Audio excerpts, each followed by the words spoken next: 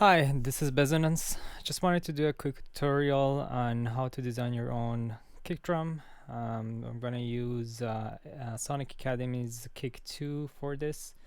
I've already created the baseline that I'm going to design the kick around. It's going to be in the key of A. Let's just get started. I'm just going to quickly check and make sure you guys are hearing the sound, because I have no idea what you guys are seeing.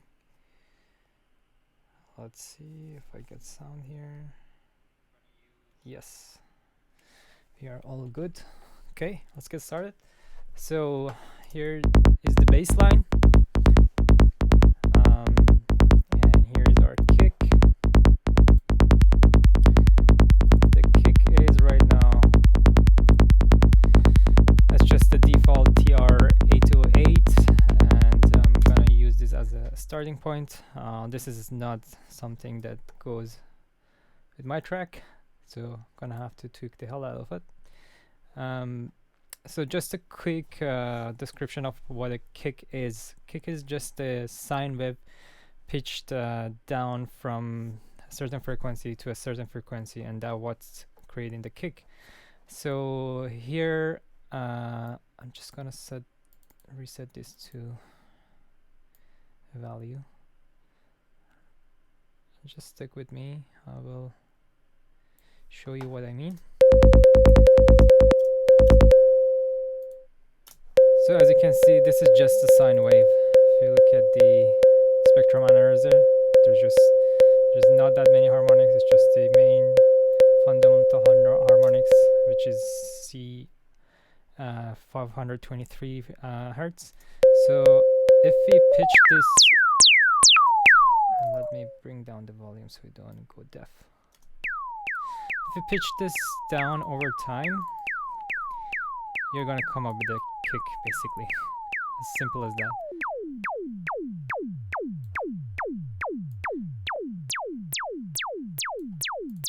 So there are three parts to a kick. There's the click, which is the top part of the harmonics. There is the body and the punch, which is in the middle, somewhere between 80 to 250 hertz, and there is the sub, which happens anything below 60, around 60. There's no certain number to say. And we define what points in time we want what pitch to be, and at what speed for it to roll down, and I will show you what I mean by this. So if we start this part, which is the first part of that happens, is the higher frequencies, which is between 19,000 hertz and 2,000 hertz right now, and that what creates this click here. As you can see, this area here, that's what we are setting. As if I bring it up or down, you can see that moving on the spectrum analyzer, up or down, and that just like that's what our click of the kick is going to be around.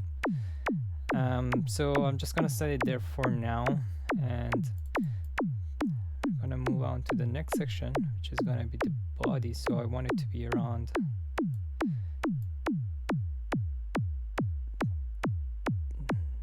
this area, and this defines, so it's from 330 hertz to right now to around 100 hertz. So it's this area is what I'm working with right now, and depending on what key we are, this will be different for any track that you're working on.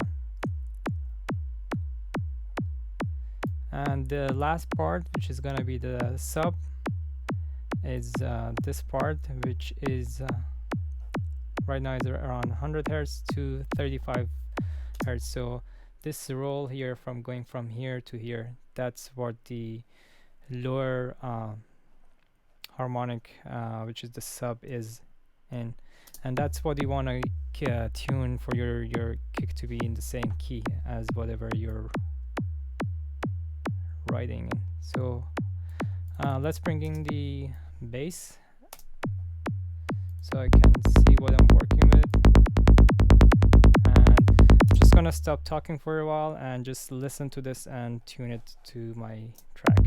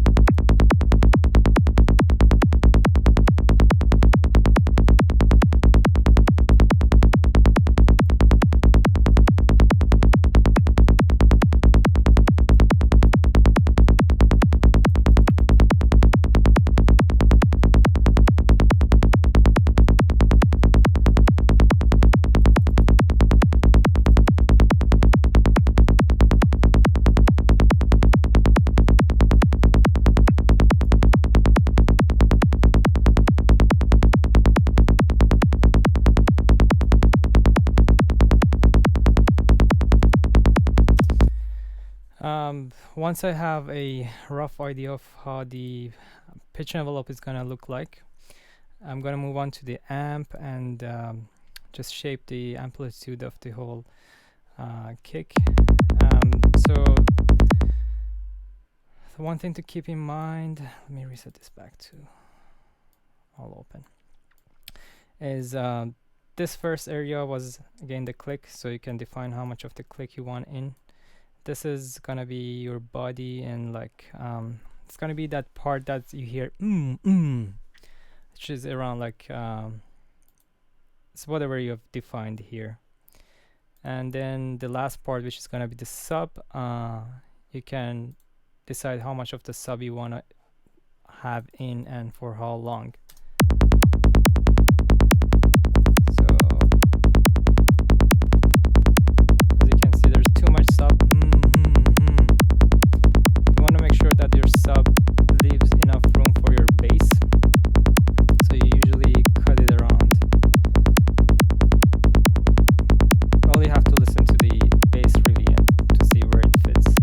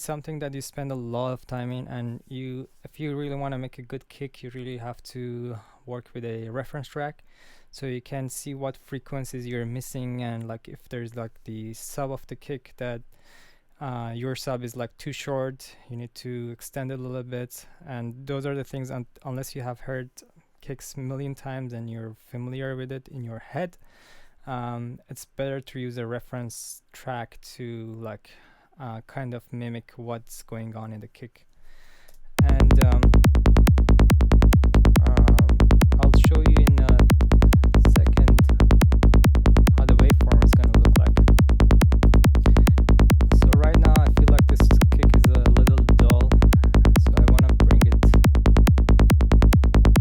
a little more up.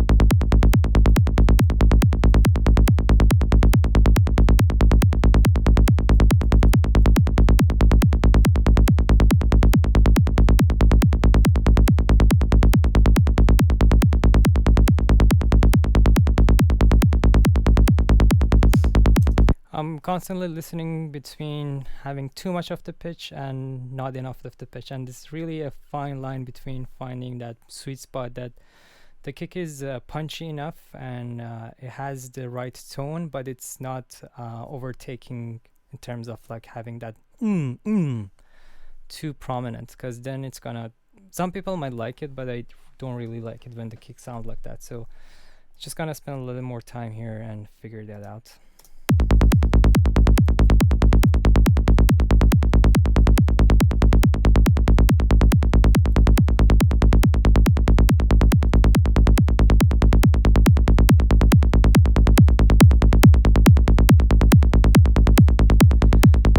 So for me right now, it has enough of the punch, but it still has a little too much of the tone.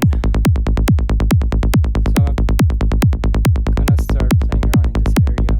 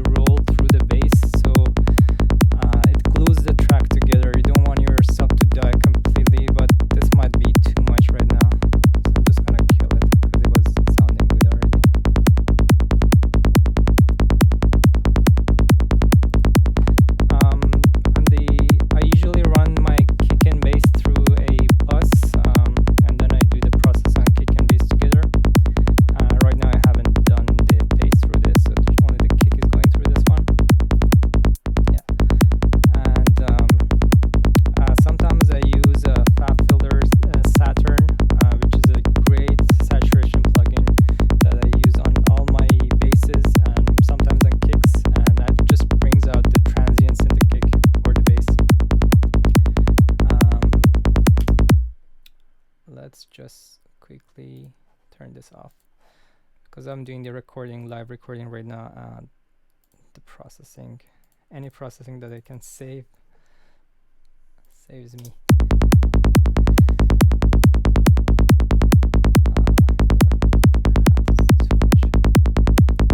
Okay, let's add this Saturn, and let me just kill all of these bands, and I'm just gonna add a few bands and find where is the crossover that I need to put to bring out to those parts that I want in the kick.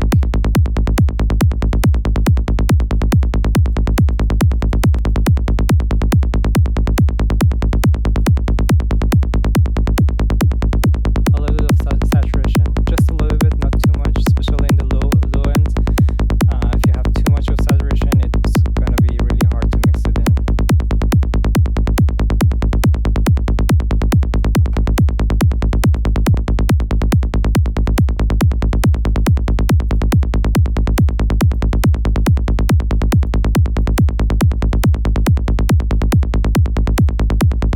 Doesn't seem to add anything because there's not much harmonics there. But this low frequencies crossover, I think around 80 is working out for this track. Brings out the sub a little more. And every time you're working with the kick and bass, make sure that you have a phase plugin to just go through like different degrees of phase to just make sure you're not canceling out your bass or kick. Every time also you are adding a processing to your to anything, those plugins add a little bit of latency and move the channel, move the audio a little forward or backward, forward in the mix. So if you had a really tight kick and bass and all of a sudden you put a plugin on, your bass might be a little pushed in the front, and then you want to bring it back so it stays tight with your kick. So let's see if I have. So this is the plugin I'm using for the phase, and there's by default it's in stereo. I put it in mono, and then the first section is for the it's a delay. It's not like a ping pong delay or an effect delay. It's just adds some it just moves the audio in time. And then the second section is the phase. So if you want to change the phase of the sound, you can use this. In Ableton you can use the utility to flip the phase, but sometimes I don't really want to flip the phase 180 degrees. I just want to like move the phase 30 degrees, and that's enough to just bring the kick and bass together. So I don't know if you're listening to this in a proper studio or on headsets, you can hear the difference that this phase is making. Otherwise you won't be able to hear that. So when I put it on 90 degrees, you can see that it's going out of phase and I'm losing a little bit of the low frequencies.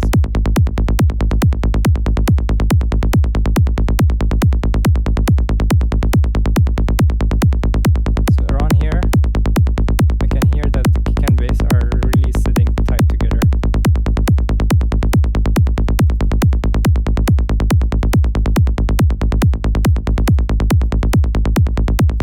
The delay, it's not really effective in this one. If I move it forward, backward, it doesn't sound too good to me right now. So I'm just gonna leave that on 0, but the phase definitely I'm gonna put it on -30. Yeah, so this definitely works out for me. So that was it for this session. I was just gonna show you a quick kick design, and in the future tutorials I'm gonna show you how to design a bass and all of the parts of the track eventually. Make sure to subscribe to the channel, and if you like this tutorial, please share it with your friends so more people can learn. Thanks for watching. See you later.